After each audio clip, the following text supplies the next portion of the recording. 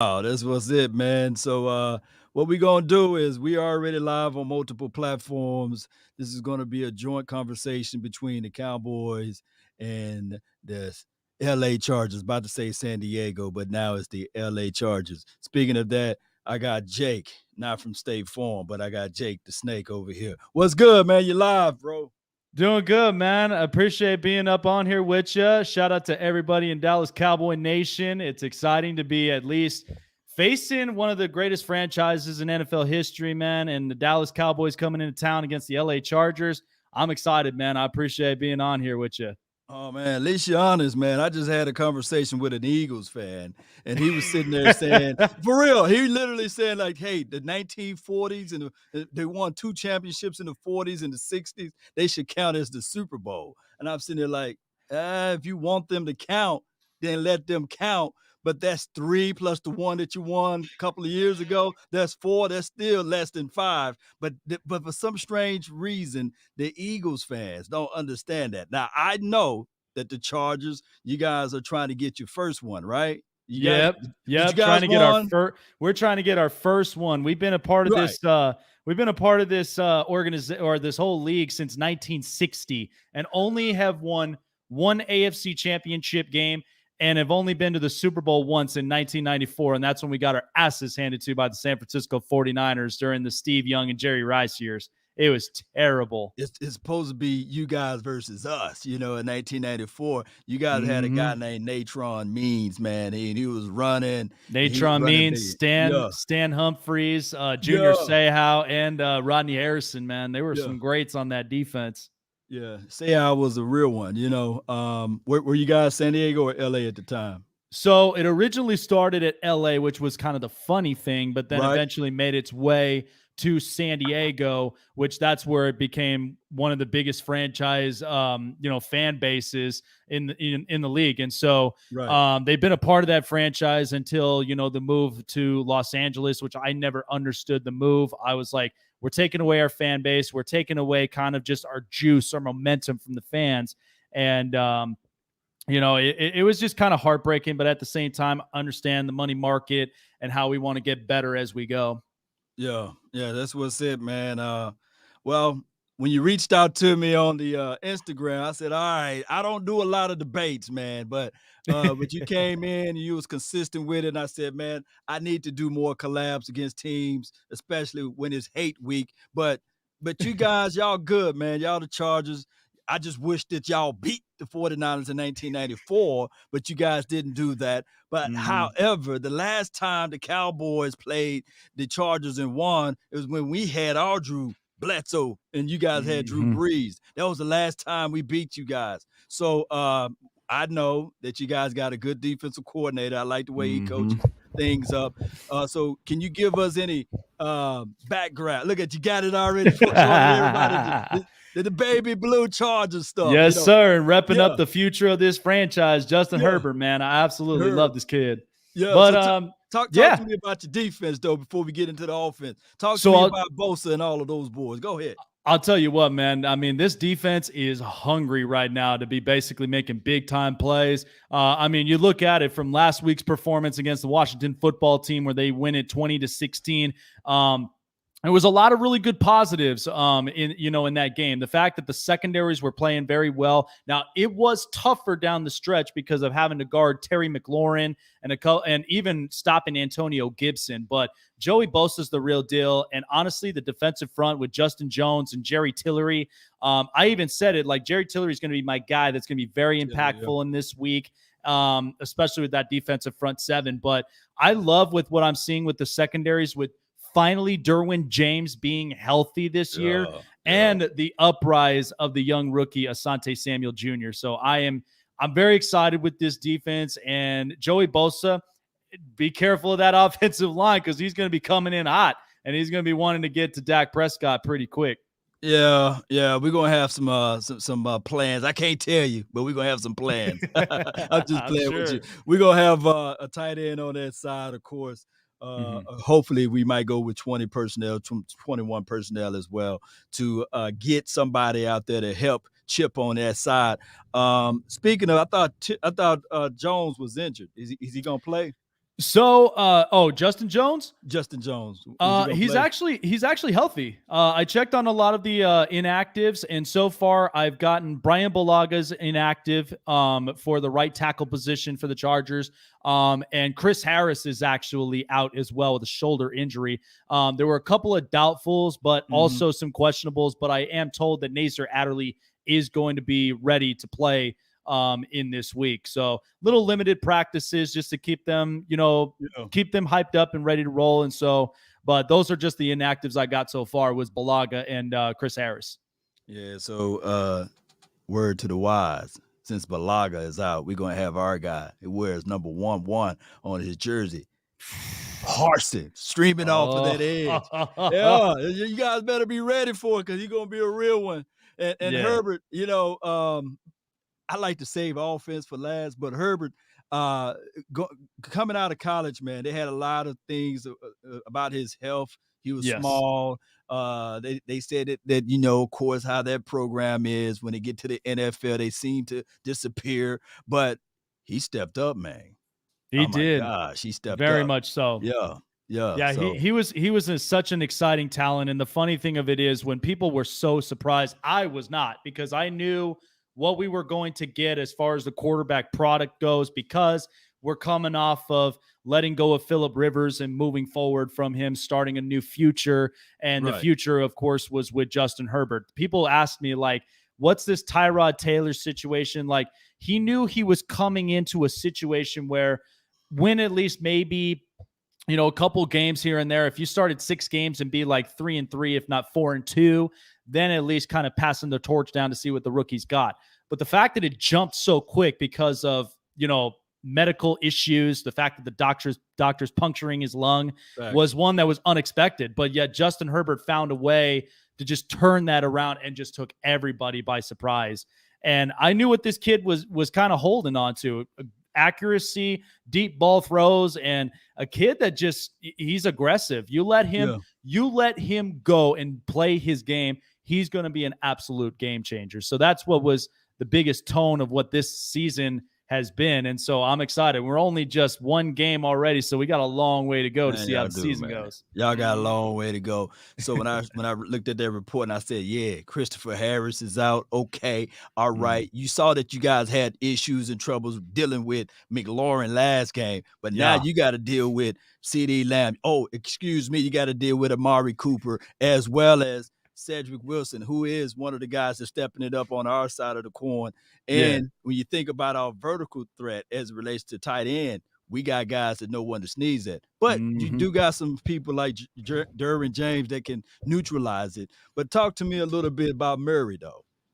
Oh man, you know what? Kenneth Murray, I mean, he's a guy that I was excited for. That the fact that the Patriots trading with the Chargers in that 23rd overall pick, I Right. was like, this can't be real. The fact that New England, a team like that, ends up passing up on on a pick for the Chargers to get one of their best linebackers and one out of Oklahoma's system is unheard of. I love what he brings to the table. I said that he kind of gives me a spitting image of Darius Leonard, a guy who is a Mm, tackling machine, very high motored, and one that in Brandon Staley's defense that he brought from the Rams is one that he's going to learn a lot more of cover linebacking situations. Guy that's going to stay right in the middle and kind of scan to see what Dak Prescott may do on the middle of the field. With him, Drew Tranquill, and even one that I've said for the season that might have a breakout season is Kaiser White next to him. So I yeah, think that's going to be a really, really good improvement in that linebacking core. But I love what I've seen so far with Kenneth Murray. no doubt, man. So your defense is Yeah, different. It's different. The style of very. defense, people fail to realize. Most teams look at teams and say, we're going to shut down the run. We want to stop the run. Yeah. And we want to make teams, pass the rock. Your Hmm. defense is different. We embrace y'all saying basically y'all embracing the run. We want you to run because we're gonna Hmm. take away the deep passes. And if you get underneath, we can live with that because you want guys to come down, hit field, and stripe and get for the ball. Yeah. So how's that gonna work with Ezekiel Elliott and Tony Pollard? How you guys are planning on doing that one, Well, I'll give you some giving takeaways them up guys on to run. Yeah, I'll give you some takeaways on what we learned from last week against Washington, because you have to think of the two running back sets between Antonio Gibson and J.D. McKissick. They were giving us problems in a couple areas. One was the rush. That was one that the defensive front, obviously in week one, we wanted a gist of how this defense was going to look. They looked really good as far as bringing the blitz, at the same time playing in good cover situations, especially with how Derwin James was playing all around the field, but still allowed in some of those scenarios where you needed a break and run type of situation for Washington. They succeeded in that. So they caught the Chargers off guard. That was one that I spoke that they needed to make adjustments in that game to stop the run, because knowing Zeke, and not to mention Tony Pollard, they may utilize him a couple of situations, and that's where the Chargers really have to stay up front to stopping that run. Because to me, personally, I want Dak to throw. I honestly want Dak to throw. And not just basically coming at you like that, but but as a defensive schematic, I want him to throw, because knowing the cover situations with Michael Davis, I'd like to see the newest Charger, Trey Marshall, who we got from the Denver Broncos, be another guy inserted into that position, and see exactly how they cover up with a lot of these top wide receivers. Because you got some, we've got some as well. I know it's going to be a tough time. The secondary game, I think, is going to be key as to how this is going to determine how this game goes. Well, speaking of that, Dan, who you got on 19 for us, Dan? Amari Cooper. Who you gonna put on him? I think, to me, putting on him, Michael Davis. Okay. I'm gonna put Michael Davis up on him. Okay, and then you want, of course, Asante to cover Lamb. CD. Okay.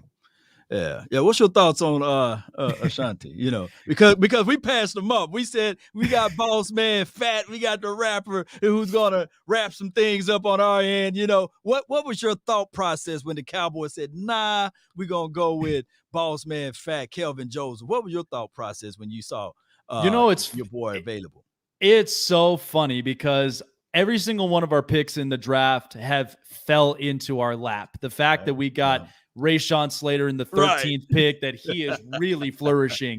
And then getting Asante Samuel Jr., I went onto my network and I called everybody and I said, we are not joking around anymore. We are finally making it happen. We want to be a better team, because honestly, I'm sure you could probably relate to this with this one, but the Chargers are literally the Philadelphia Eagles of the AFC West. We're waiting for our time, because everybody's won a championship. We haven't yet. But we're getting hungry for it. But I love what he brings to the table. A pedigree from his father, Asante Samuel, is a guy that gets on receivers. That's why I'm like, I would much rather put him against CeeDee Lamb, because he's a guy that's going to have a breakout year this year for the Cowboys. So I would much rather put all the pressure on him, try to force him to win those one-on-one battles, and kind of get better in those. Because, you get better from play-by-play each snap. So that's where I think he's going to learn the most. But I love what he's done. Like I told people, when we had the preseason against San Francisco, the best highlight I saw from practice was when Asante Samuel picked off Jimmy Garoppolo. That was that was such a sick pick. I was like, man. But I love what I've seen from him so far. Yeah, and the thing is, at least you're humble, so you don't have to be like the Eagles. They going around beating on their chest. They beat Atlanta Falcons. They say, oh, the confetti is dropping. Oh, we done won the Super Bowl. Oh, my goodness, Jalen Hurts, blah, blah, blah. I'm sitting there like, come on, man. Calm down. Atlanta Falcons was 4th overall in picking last season in the draft, or this season in the draft, however you want to look at it. Nevertheless, Asante is one of those guys. Let me ask you this. Those fumbles, was that him, or there was just, I honestly do think he brings some pop. Like he does bring some pop up on there. That's why I'm like learning it from Derwin James. And the funny thing of it is, both of them being former Seminoles, these are guys that know how to cover, and they also know how to hit. So when you watch Derwin, he's going to be ready at any point. So my funny thought was, Zeke better be careful holding that football, because if you see him running through and he's got an open lane, don't take it as it's an easy run, because Derwin may be just waiting there for the rusher to come in and hit him hard. and then, force pressure on that rush offense. Yeah, that's scouting evaluation, clawing for the ball, trying to get the ball out, rip it out, make the ball yours. Bend but don't break philosophy. That's your defensive scheme. Yeah. And speaking of that, what I will say for your Chargers is that it's no political No.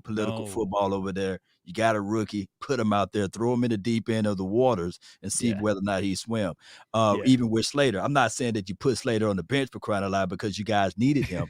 Yeah. But for Cowboys land, it would have been a back and forward situation if we were to go get Slater. Let's be real with it. We have Tyron Smith. We have a guy that we drafted in the second round, Connor Williams, who we still waiting for him to arrive, dare I say. And then on top of that, Biotish, we have a whole bunch of situations, whereas we got our Zach right guard. Martin as well. Yeah, Yep. right. Who said, "Nah, I don't want to play tackle. I don't want to help. I don't want to face Bosa.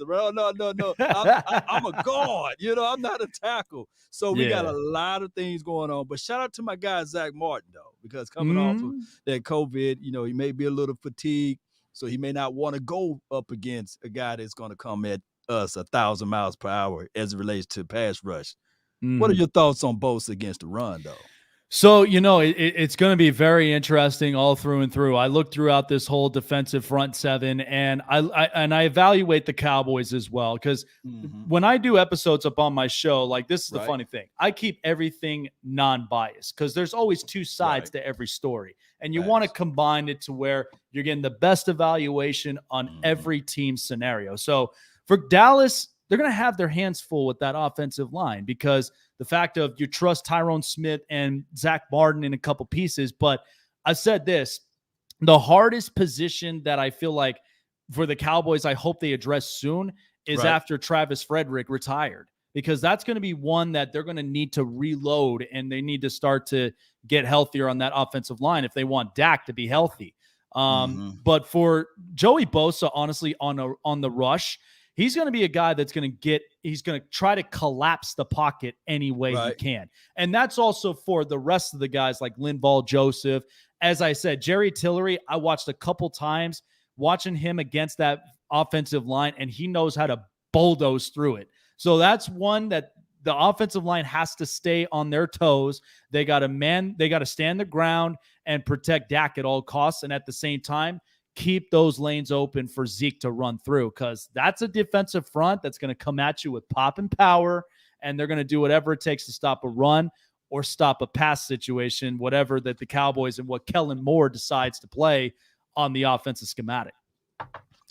This is how I view it. Your team or what have you, it's going to start off slow for yourselves. You guys going to keep everything close or what have you. But I believe the Cowboys are going to pull off third and the fourth quarter. The impact of the offense, once Dak figured out what you guys are ultimately trying to do with the two high safety, and he figured out, okay, my wide receivers are winning off of these release points. I got my block chipped over here as far as Bosa, what have you. It's going to be trouble. It's going to be trouble. That's why I look at it like third or fourth quarter, we pull off, because of the firepower is just going to be too much. Now, as far as your guy, Justin Herbert, what have you. Yep. Hey, I know we didn't get no sacks last game against Tom Brady, but that's the GOAT. The dude got 7 rings for a reason, because of his releases. True. And he forgot more football than most people understand and know. I don't think that Justin is there yet. So I look at it like this defense, Parsons is going to get him one. Hey, on top of that, interceptions coming. Try to throw it to Keenan Allen. Yeah, he's a good nuanced route runner, but we're going to have digs on him. Oh, excuse me. Yeah, you guys got Mike Williams and Jalen Guyton, who I really followed when he was over here for the Cowboys in training camp and practice or what have you. Who was pretty good. Who's underrated, by the way. But yeah. But Mike Williams, that's going to be your only safety valve. But we got some plans that's coming around the corner for you guys on that one.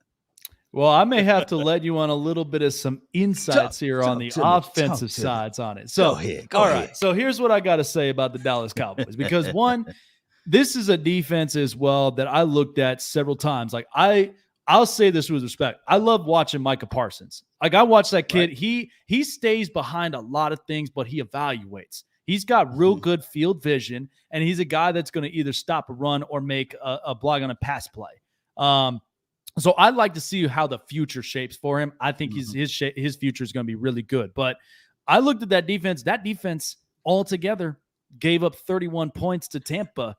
But in all respects, this is one that I've always evaluated is your secondary. Because outside of Trayvon Diggs, there's a couple guys I still have questions on of guys that because you're coming off of a team with Chris Godwin, Mike Evans, Rob Gronkowski, and Scotty Miller is stacked. And it gave you guys a field day. You had to do whatever it took to shut down those passes that Tom Brady knows he's going to throw and then at least keep into the game. Justin Herbert and the Chargers offense against a very tough Washington defense that was the same way. Chase Young, Montez Sweat, Bostic, and even the newest one, Jamin Davis. I mean, those were some tough guys, and even Kendall Fuller. So I loved what Washington did. And with Ron Rivera as a well-respected defensive-minded coach, that was tough. But at the same time, I loved what happened here. First possession that the Chargers made. 75 yards on that first possession, and it was the cleanest movement of the football I've ever seen this team do. They moved without being shook, and they scored a touchdown. I'm like, if we keep that consistently all year long, we're the most dangerous team that will be in the NFL, give or take. But watching what also happened was the fourth quarter, third down situations. Justin Herbert was 3 or 4 for 4 on those third down situations. And the reason of that was last year, he didn't have the best offensive line. They addressed it this year. Corey Linsley, Matt Filer, Ode Abushi, and then have Brian Bulaga and Rashawn Slater. That offensive line from last week gave up 12% pressure to Justin Herbert. They were solid up front. That's the most solid offensive line I've ever seen. Even watching rerun tapes for 40 years, this Charger franchise has ever had it, because it's always been the issue of this franchise. So 4 for 4 on those third down situations. And these were midfield passes. These aren't just regular passes you probably see Taylor Heineke or Jalen Hurts or any of them throw. These were darts. These were straight darts to Keenan Allen, KJ Hill. I would say this. I was like, wow. I would say this. Justin do throw the darts or what have you. Okay, I give you that. Yeah. But the only thing that kind of obscured all of that, Jake, is that how many points that you guys scored on the Washington team? Only 20. Only 20. But hold. Let me finish this one right quick. All right. I just saw a team by the guy named Daniel Jones. How many points did Danny Jones put up on that same team? Oh, Lord. Oh, man. How many points? Oh, man. What was it? God, 29 points. So, hey, I'm not sitting here saying that the Washington team defense is suspect or what have you, but it kind of obscures some of the things that you guys were able to do last week. I say. So, all I can say is, yes, you guys do have Keenan Allen, who is cool or what have you, and you have the other weapons, but hey, Justin gonna have to put up more than 20 points to beat the Cowboys. I'm just saying.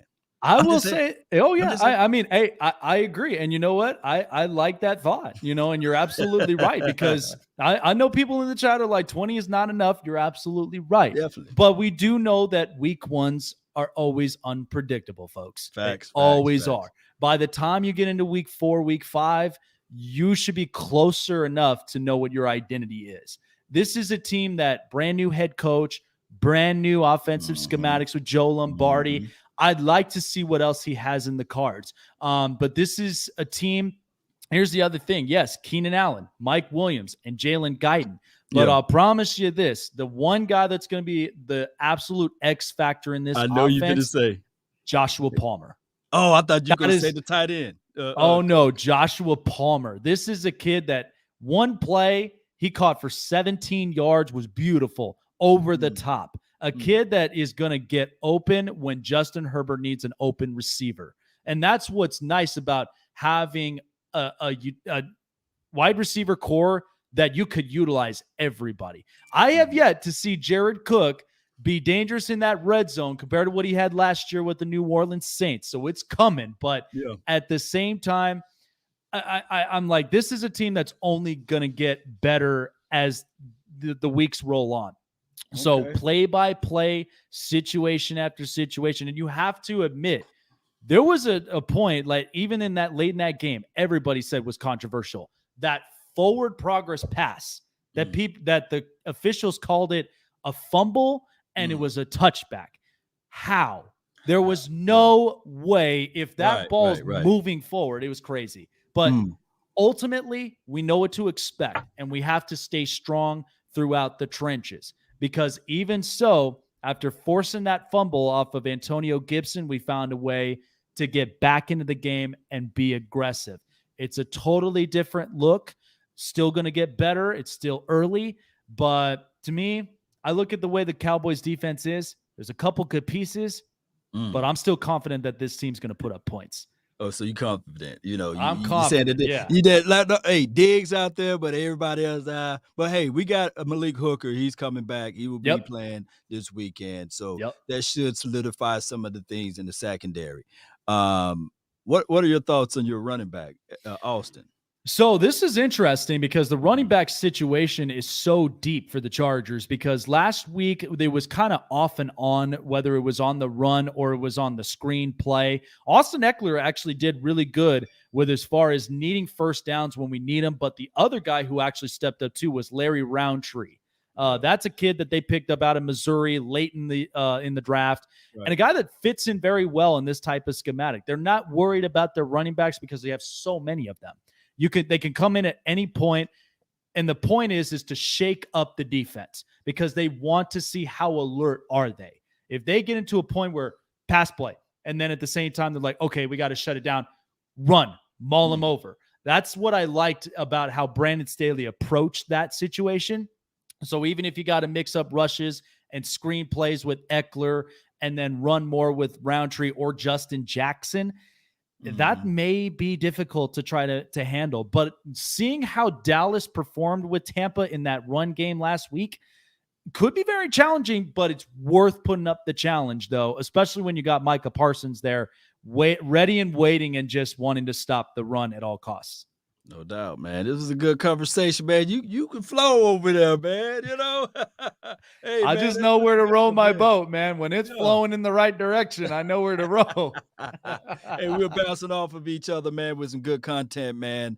Well, tomorrow will be the day. It'll be kind of like in that slotted time where everybody will be sitting there watching because there's not that many teams that will be playing at that slot. So I can't wait to see the Dallas Cowboys play in your stadium. And I will say this. Thing. Go ahead. I'll say this because the last time the Chargers won, remember that turkey was gobbling back in 2017, and I remember the score like it was yesterday. And it was Dak only put. And wait, you tell me that the Chargers only put up 20. The Cowboys the last time only put up 6. It was a horrible game too, though. It was. Who was it? Desmond King. Desmond King, and then six, Keenan Allen was slaying ankles everywhere in that backfield. So, but you know what happened in that game? We had a guy named Anthony Brown. That got benched in that game, and that guy, believe it or not, he's still on his team, and he's now the starter. So that goes to show you that there's a lot of crazy stuff that goes with my Cowboys. I love them, from the womb to the tomb. But I'm sitting here like, come on, man, let's get rid of Anthony. But I'm rooting for Anthony, man. He got his back against the wall. Hopefully, yeah, right. Say this with a straight face, but hopefully, damn, man, we got Anthony Brown. Hopefully he just picks off the ball for us, man, to do something. I don't know. Anything can happen. Anything can happen. As they say over here, anything can happen. Yup. But your team will be watching us doing some marvelous things tomorrow. There will be a lot of Cowboy fans in the stadium, by the way. You know that LA, there's a lot of Cowboy fans. You know that, right? Oh, I do. And the thing of it is because first of all, you look at the Cowboys. They're one of the most popular brands outside of the LA Dodgers and outside of the New York Yankees. That's a team that everybody wears Cowboys. And you got one of the prestigious franchises, aside from, Raider fans, Steeler fans, Packer fans, the more popular ones you see everywhere around nationwide. Right. So it is going to be tough and difficult, but I will say this year, when it came to season ticket holders, we sold out the most tickets amongst all the teams in the league. So, and they're excited of it because they want to watch that future. They want to watch Justin Herbert throwing the ball well, and finally Derwin James be healthy on the field. So I will say it may be raining Cowboys all in that stadium, but at the same time, it's going to be Bolton with pass after pass, score after score. So it's going to be a tough gridiron matchup, man. I can't wait for it. It's exciting. So before we depart and all that good stuff, yeah, I need two things from you, man. Final season prediction and this final score prediction. So my final season prediction is I see the Chargers, after evaluating all of their weeks and every single one of the teams they're facing against, I see this team either going 13-4 or 12-5 and making the playoffs, because this is a team that the last 2 seasons underachieved, going 5-11 and 7-9. But out of that, we got our quarterback, we got our offensive line, we have a full new group, because this is a team that can, like, everybody will tell you this. They'll say, oh, we hate the Raiders, or we hate the Patriots, or people discredit the Chargers mostly. And I know this as a fan since I was 7 years old, that we've been the laughing stock of the league for years, because we'll have such a good team and then we choke and then we can't get through. So I love what I am seeing with this future. That's why I think this year they're going to punch their ticket into the playoffs. I'm not intimidated by Kansas City and Patrick Mahomes, let alone, the Raiders and Derek Carr, and even for the rest of the AFC. This is a team that is hungry and dying to get back in the playoffs. A dark horse team that's going to make it in 12-5 or 13-4. I like my thoughts on the season prediction. Now, what everybody's been waiting for, 4:25 Eastern, 1:25 Pacific, the prestigious Dallas Cowboys on the road in SoFi Stadium in LA against the Chargers. My final score prediction, because it's a 3-point margin. Okay. 28-24. I'm taking the Chargers to win at home. But I say this. Dak is going to have a good day, because he's going to want to pass the ball with CeeDee Lamb and with Amari Cooper, because to me, remember, it is hard when you say you want to be the number 1 wide receiver in this league, Amari Cooper. Last week, you put up some good numbers. Let's follow up with that next week. So that's where I'm like, come on. My goodness. The last time we beat you guys, we had Drew Bledsoe and y'all had Drew Brees, who y'all should have kept, by the way. I agree. Yeah, I should have kept Drew Brees, but it is what it is. I got the Cowboys going 13-4 as well at the end of the year. People that's watching my channel, they said, oh, okay, that's what it is. You homering this thing go. But I gave my explanation. I called it. I called last game that we were going to lose. It was going to be a tight game. We was going to lose that one, but we rallied together, and now it's time for us to go on our run. So I got my Cowboys winning tomorrow, 32. Write this down, 32-24. We just going to run off with you. It's going to be tight. He's going to run off with you, man. Run off with the plug. Oh, man. Listen, I'll tell you what. Zeke better have that bowl of cereal ready, man. He's going to be somebody's going to be hungry in this game. Him and Bosa was roommates, so he might slide Bosa something. Be like, hey, Bosa, what's up? That's true. Jake, man, can you tell everybody where to find your content and where to follow you and all of this good stuff? Absolutely. Well, folks, I appreciate all of you guys coming on, and I appreciate you having me here. I've seen a lot of respectful, Cowboy fans. We even got some Charger fans up in here, and football fans in general. But you guys love sports. You guys love entertainment, and you want something without the bias, completely raw and uncut. Check out the Snake Sports Talk Show, as I'm part of the Spotlight Sports Network and ASAP Network. You can look at me on all over the social media grid: YouTube, Facebook, Twitter, Instagram, and even Twitch. We're on the road right now to 500 subscribers. We've already had 413. The network already got to 1K subscribers, which I'm very proud to be a part of. But I'll tell you, this week is going to be packed because not only Monday, but Tuesday, me and the network are celebrating the 100th episode of the Snake Sports Talk Show. So we're going to be reminiscing great memories, a lot of big-time hot takes. I mean, I talked Cowboys, and I talked a lot of teams, but I made sure that I kept it fair and clear because people have told me I'm like the honest Colin Cowherd. I don't agree with everything he says, but I make sure that I'm balanced. Jake, how long you been doing this, man? How long you been doing this? I've honestly been doing this for close to 2 years, man. I'm talking about just your channel, just my channel. Yep. 500. And this is something that started off an Instagram page and then started skyrocketing after that. You're natural, man. Just keep at it, man. Post daily. There's no way in life you should be at 500, man. The way you talking, the way you're handling yourself, man, you should be at least 5,000, man. Well, if that impresses you, just wait for tomorrow because actually I will be calling live play-by-play of this Cowboys Chargers game on your YouTube my page. Channel. Yep, on my channel and even on the network as well. This is what I do. So I'll be live too.